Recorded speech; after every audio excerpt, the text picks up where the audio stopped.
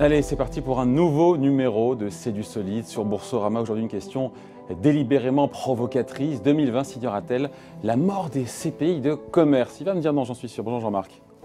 Bonjour David. Non, parce qu'il y a un sujet, il y a cette crise sanitaire qui échappe à personne, et on se dit, est-ce que c'est pas en train, subrepticement, d'accélérer les difficultés que connaissent certains commerces, pas tous les commerces, certains commerces, notamment quand on n'est pas en centre-ville. Enfin, vous me voyez venir. Je pense que le Covid, ça a été un effet révélateur des forces positives qui font qu'une certaine partie du commerce fonctionne bien. Et quand on est commerçant dans un centre-ville d'une grande métropole européenne, en France, je pense évidemment à Paris, mais aussi à Bordeaux, à Lyon, à Nantes, c'est des villes importantes qui profitent d'un phénomène de métropolisation, c'est-à-dire de plus en plus de gens qui viennent habiter, de plus en plus d'administrations qui se développent, de plus en plus d'entreprises et de plus en plus de tourisme. On voit bien que ce Covid a illustré une des forces du commerce, c'est d'être de proximité. Ce qui a fonctionné pendant le Covid et ce qui illustre cette force de la proximité, c'est les commerces qui étaient nécessaires à la vie des gens, c'est-à-dire l'alimentaire, c'est-à-dire par exemple les pharmacies. Et le commerce aujourd'hui vit une évolution avec cette proximité qui fait mieux que de lutter contre le e-commerce. Évidemment, il y a une partie du commerce qui reste délicate, celle surtout qui est située dans les villes de taille moyenne, en centre-ville ou en proximité. En revanche, le commerce de métropole, de centre-ville, fonctionne très bien grâce à la proximité et continue de se développer. Même avec le besoin de verre, justement, de celles et ceux qui disent aujourd'hui, nous, avec le télétravail, on est prêt à aller vivre plus loin, justement, à avoir des plus grands espaces, des maisons, des jardins, et donc... Je ne pense pas que le mouvement très puissant qui existe depuis le milieu du 19e siècle cesse à cause du Covid, et ce mouvement très puissant, c'est le phénomène de métropolisation. Il suffit de regarder, par exemple, les progressions de population de Bordeaux, c'est parfois de 2 chiffres d'une année à l'autre. C'est un phénomène qui est très puissant. Et un autre point aussi qu'on peut souligner, qui est une particularité française, c'est que les commerçants sont propriétaires de leur fonds de commerce, de ce qu'on appelle le droit au bail, et chacun sait que parfois c'est des sommes qui sont importantes, ça peut aller jusqu'à 50-100% du chiffre d'affaires.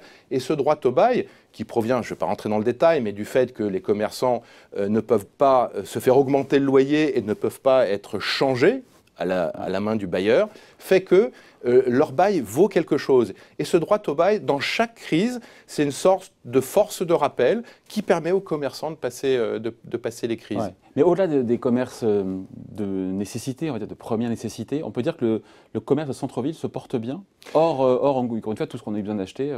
Le commerce de centre-ville se porte bien dans les grandes métropoles, et dans le centre-ville. Je vais vous donner quelques exemples.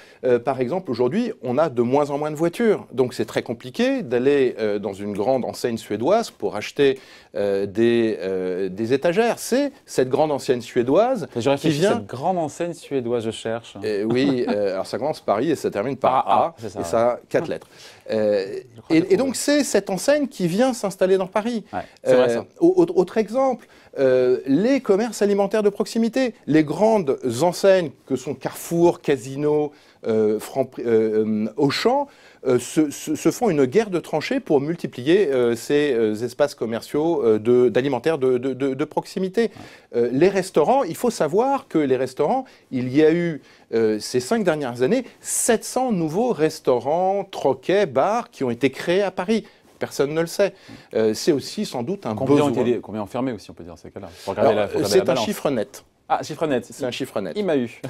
Donc pour vous, les attraits du commerce de proximité à la fois sont une réalité les chiffres ne mentent pas. Et ancrés dans la durée, même s'il ne faut pas nier non plus qu'il y a des commerces qui vont souffrir, mais pas dans les centres-villes des grandes métropoles. Le commerce, il y a des forces qui sont des forces négatives, des forces qui sont positives. Les forces négatives, on les connaît, c'est des forces conjoncturelles, donc c'est ce qu'on a connu avec les fermetures administratives, mais c'est limité dans le temps. Il y a évidemment le e-commerce, qui est plutôt quelque chose qui s'inscrit dans la durée, mais il y a des forces positives, et les forces positives, c'est la métropolisation, c'est le fait qu'on n'a plus de voitures, c'est le fait qu'on vieillit, et c'est le fait aussi qu'on a besoin d'avoir des échanges en complément des réseaux sociaux, et qu'on a besoin d'aller dans les restaurants pour se retrouver. Commerce de centre-ville dans les métropoles, encore une fois. Et les chiffres ne mentent pas. Le nombre de commerces à Paris augmente. Ouais. Et dans les grandes métropoles régionales aussi. Ouais. Donc on y revient, l'emplacement, comme toujours. L'immobilier, 3 règles. 1, l'emplacement. 2, l'emplacement. 3, l'emplacement. C'est un des basiques. Donc à ceux qui nous prophétisent 2020 la mort des CPI de commerce, vous dites... je pense qu'ils se trompent. Hein, pour tout ce qu'on vient de dire jusqu'à présent. Oui, et sans doute encore d'autres choses. Bon, après, encore une fois, on finit là-dessus, mais le commerce en ligne, on se dit là aussi, pareil, il n'y a pas une rupture, il n'y a pas un basculement aussi sur le commerce en ligne Alors, le commerce en ligne, 2 choses là-dessus, c'est que le e-commerce, on se rend compte qu'il y a une partie du e-commerce qui a besoin physiquement d'être là. Donc, on voit Amazon qui a racheté des chaînes alimentaires. Ouais. On voit aussi que le commerce en ligne a besoin de logistique de proximité. Et donc, vous avez des petites messageries qui s'installent de plus en plus près au cœur des centres-villes, qui utilisent des surfaces, mais vous avez aussi des petites unités qu'on appelle les drives piétons, où on peut aller chercher ses courses une fois qu'on les a commandées sur Internet. Et ces drives piétons sont précisément dans des surfaces commerciales de centre-ville. Donc, ce n'est pas antinomique, c'est complémentaire, entre le physique et le digital. C'est de l'omnicanal. De l'omnicanal, un nouveau mot. Allez, merci beaucoup. Merci Jean-Marc, et rendez-vous la semaine prochaine pour un nouveau numéro de C'est du solide sur Boursorama.